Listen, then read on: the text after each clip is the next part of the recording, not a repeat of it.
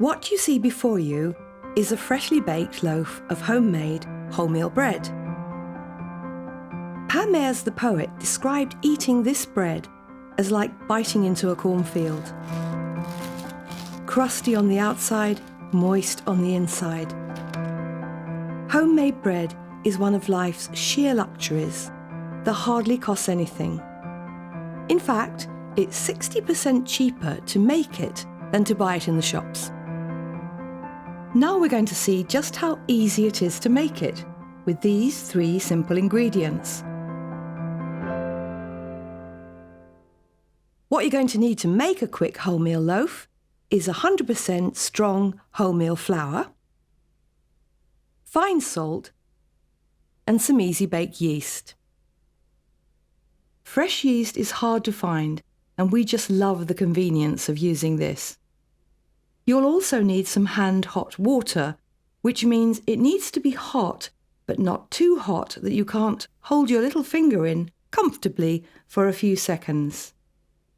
Too hot and it kills the yeast, too cold and it slows up the action. Here I've got our own Cookery School loaf tin, which has been well buttered. And this is a large polythene bag, which we add a few drops of oil to. Then you rub the sides of the bag together so the inside of the bag is lightly greased. This is just a precaution to prevent the dough sticking. You'll also need a clip for the bag, and later on you'll need a cooling rack. So in my bowl, I've got 450 grams of wholemeal flour.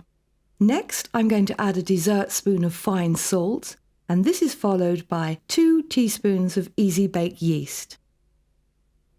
Then just mix everything together with a spatula and make a well in the centre. Now pour in 350 ml of hand-hot water. Mix until it begins to form a dough, and then you finish off with your hands until you have a smooth dough that leaves the bowl clean. You may need to use a little more water. The exact amount you need will depend on the flour. Now transfer it to a lightly floured flat surface and stretch it out to form an oblong. Then fold one side into the centre and roll it over. The very good news about making the simple breads we're going to make today is none of them have to be kneaded, which cuts out a lot of bother. Now just transfer the loaf to the tin. Next, give it a generous sprinkling of wholemeal flour and place the tin inside the bag and seal it up. The reason I'm doing this is because yeast doesn't like sudden drafts. Now you need to leave it to one side at ordinary room temperature for 1.5 to 2 hours, but this could be much quicker depending on the warmth of the room. So put a timer on, go away and do something else. Now I want to show you how to make the same dough into rolls. Just divide it into quarters, then the quarters into 8. Bake them like this, just in a rough shape, which looks very rustic, or on a floured surface. Press each piece of dough to flatten it. Bring the edges into the centre and turn it over, and shape it into a round. Just pop them in the bag, same as before, and leave them to rise for 1 to 1.5 hours.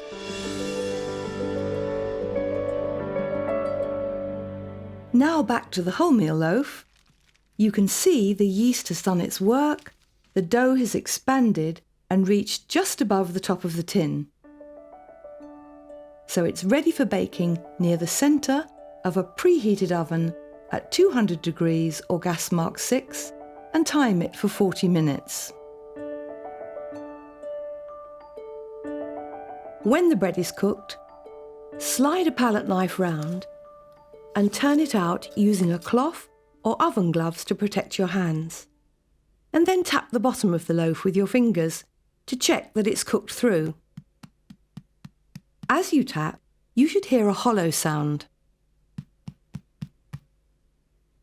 If you like it really crusty, Turn the bread out of its tin upside down onto the oven shelf and give it a further 5 to 10 minutes. Then after that, cool it on a wire rack. So this is bread as it should be, a lovely crisp crust with the full flavour of the wheat and a moist texture inside. I've always thought that good bread, spread with the very best butter you can buy, this one is from Normandy and is made from unpasteurised milk. Then some not too sweet jam like damson. Really is one of the simplest and best luxuries in life.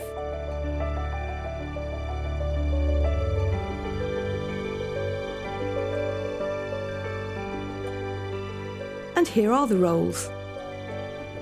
All our bread recipes can be made into rolls, either shaped or just left rustic looking.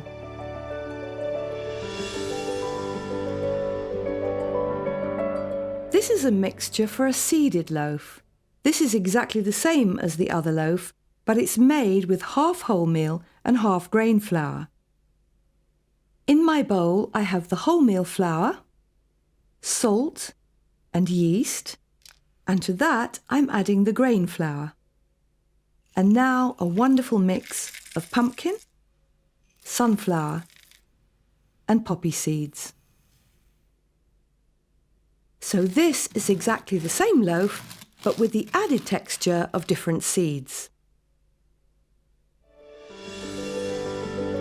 There's another classic wholemeal loaf that's even easier, if you can believe that. This is traditional Irish soda bread, quite different from our first loaf, but still very special. This one is made with 375 grams of wholemeal flour, but this time with the addition of 75 grams of plain flour and 1 dessertspoon of salt. And the raising agent now is not yeast, but 1 level teaspoon of bicarbonate of soda. Combine all that together, and then what gives it its characteristic and special Irish flavour is this, which is a 284 ml carton of buttermilk, and then 75 ml of water. Just mix it all as before. As you can see, the dough is quite soft, so all you need to do now is shape the whole lot on a lightly floured surface into a nice round shape, as we did with the rolls. Transfer it to a greased baking sheet and pat it down gently. Now make fairly deep cuts about 1/3 of the way through the dough like this. First one way and then the other, which, when it's baked, will form the loaf into 4 crusty sections. Sprinkle with a little more flour, and there's no need for this one to rise before baking, as it rises in the oven. Bake the loaf in the centre of the oven, 200 degrees centigrade, gas mark 6, for 40 minutes, by which time it will be golden and crusty and cooked through. A real treat is Irish soda bread served with Irish cheese. These are called Cashel Blue and Adrahan, and of course only one drink to go with it.